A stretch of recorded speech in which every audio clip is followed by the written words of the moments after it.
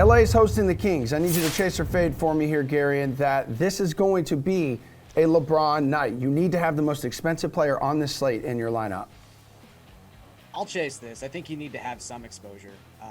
I don't know if you ever need to have 100% exposure to any player, but I think there's still enough value on this 5-game slate, even with the news that Julius Randle might now play in tonight's games. He's moved from out to questionable, so that's something to always keep an eye on with these health and safety protocols. But we've still got 2.5 teams who have been pretty much ravaged by these protocols. So there's a ton of value. You can find the salary to put LeBron into a lineup.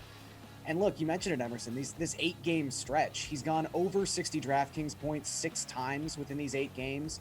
He's averaging 1.74 DraftKings points per minute within this stretch. That's elite.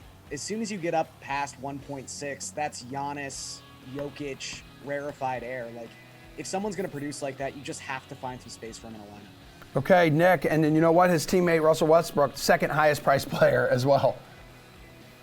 Yeah, I mean, we kind of have a unique slate tonight, and even if Julius Randle does end up playing, you could throw him in there, but I don't think he has, the type of upside that we're seeing from LeBron over these last 2 or 3 weeks. I mean, even Westbrook, who is, like you said, the second most expensive available option right now, LeBron's averaging like almost 10 more DraftKings points per game than Russell Westbrook this season, which, as Garion kind of alluded to, it hasn't always been the case with LeBron. He's been the guy who, is the better real life player, who oftentimes, is devalued a little bit in fantasy, but he's kind of bucked that trend this season. I mean, he is in the midst of one of the best statistical stretches, not only of his tenure with the Lakers, not only, of the last 5 years, like his entire career.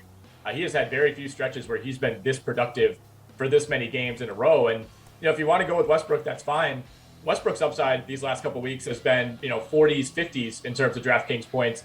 For LeBron, it's been 60, 70 plus. He's approached 80 DraftKings points in a few games over the last few weeks. So, like Garion said, there's not a player that you absolutely have to have, 100% rostership across every single lineup, but LeBron's getting pretty close right now.